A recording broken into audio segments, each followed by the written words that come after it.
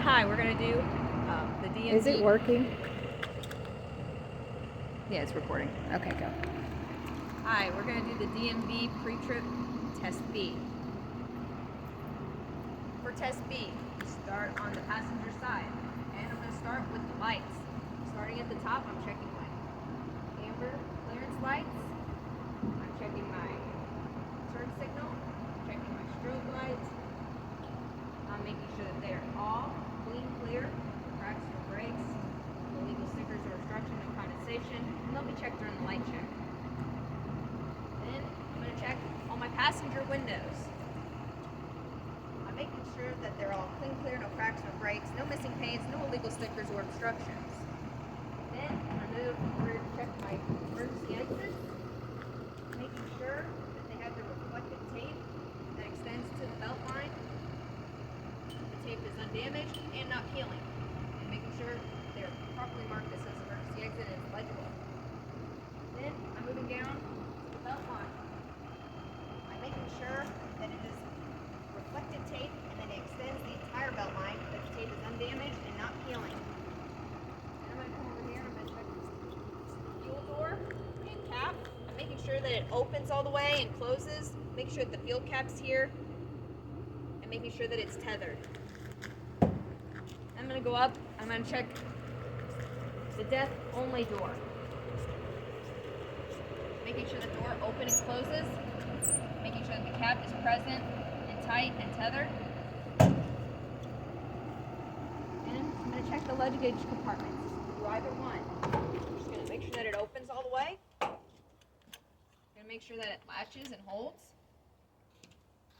Make sure that it closes properly.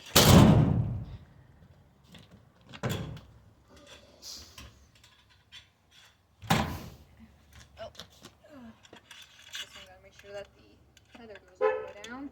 There we go. Alright. Then we're going to lastly check our bottom reflectors. I have an amber and a red one.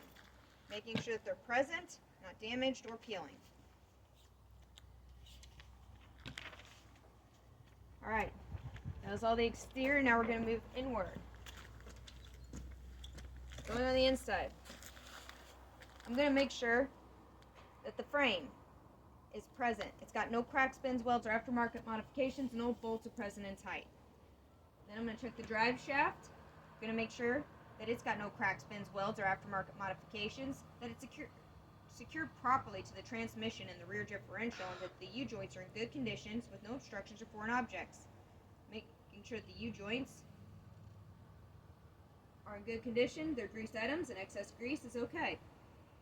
Then I'm checking their catch loops, making sure that they got no cracks, bends, welds, or aftermarket modifications, and all catch loops are present and secure, and the bolts are present and tight.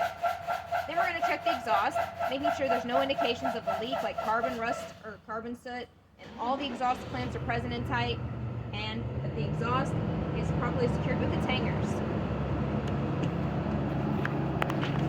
Still under there, we're going to kind of look towards the tire here. We're going to check the leaf springs. Make sure the leaf springs got no cracks, bends, twists, or aftermarket modifications. They're properly stacked with their spacers. They're secured to the axle with the U-bolts, and all bolts are present and tight.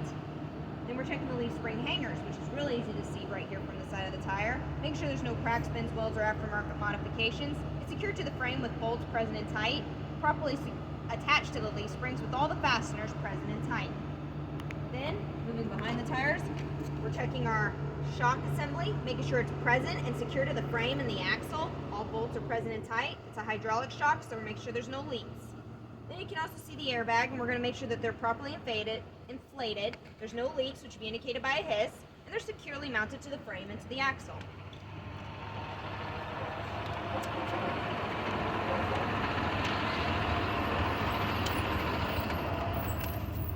Then we're going to check our, well, hold on here.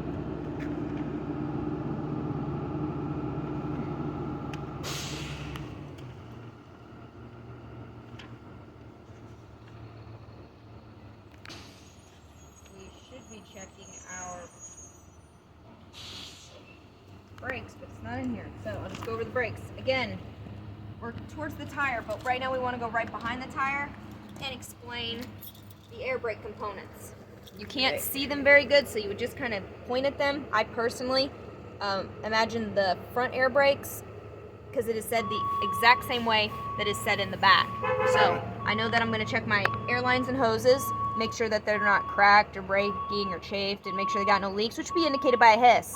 They're connected to the air brake canister, which is the part that we can see. We're making sure the air brake canister has no cracks, bends, welds, or aftermarket modifications, and it's securely mounted, and no leaks, which would be indicated by a hiss. Then we're going to make sure that the safety clamp is not damaged, and make sure that it's secured with its nut and its bolt. Then we're going to move and make sure that the push rod is secured and not missing or damaged. We're going to make sure that it's secured to the slack adjuster with its cotter pins and keys. Then we're checking the slack adjuster, making sure that it's properly secured to the S-cams, and making sure that it is properly secured to the push rod with its cotter pins and keys, and it is a greased item and excess grease is okay.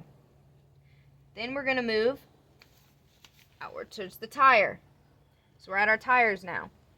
We're checking the tires and making sure that the rims are okay, making sure that they have no cracks, bends, welds, or aftermarket modifications, no contaminants like oil or grease, and no bluing due to drum overheat. Then we're also checking the brake pads, making sure that we can view them through the viewports, and we want to make sure they have about 3/4 inch of padding. They're annually inspected by the mechanics. And then we want to move outward to our duals. Now that we're at the duals, we're making sure, that there's proper space between them. And then move out to the tire treads. In the back, we want to make sure that there's at least 2 30-inch of tread back here. Treads must match. Back tires can be recapped or regrooved.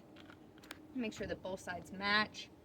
Then we're going to move outward towards the sidewall tire, make sure there's no cuts or gouges or damage.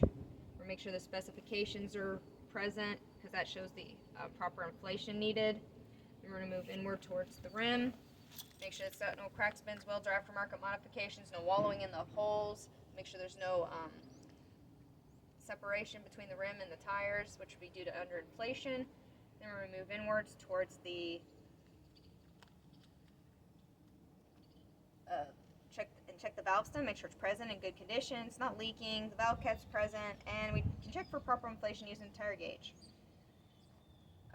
Then we're checking our lug nuts, make sure they're all present and tight, no damage. You can check their tightness with a torque wrench. Then we'll move to the axle seal, making sure it's got no active leak, and make sure that it's secured with all its bolts present and tight. Then move back to the mud flap, make sure it's present, properly mounted, in good condition, no more than 8 inches from the bottom of the mud flap to the ground. Then, as we move back, want to check our fuel tank. That's what I missed. Making sure it's securely mounted, all bolts present and tight, no cracks, bends, welds, or aftermarket modifications, no leaks under the vehicle on the ground, and all the brackets are secured and undamaged. And we continue to move back.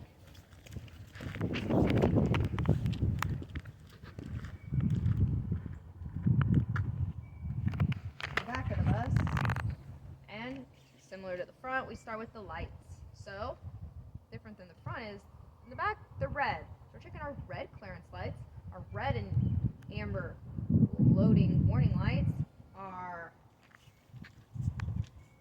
tail light, our brake lights, our turn signals and hazards, and our tail lights, reverse lights, and our tag lights. We're making sure that they're all clean, clear, no cracks, no breaks.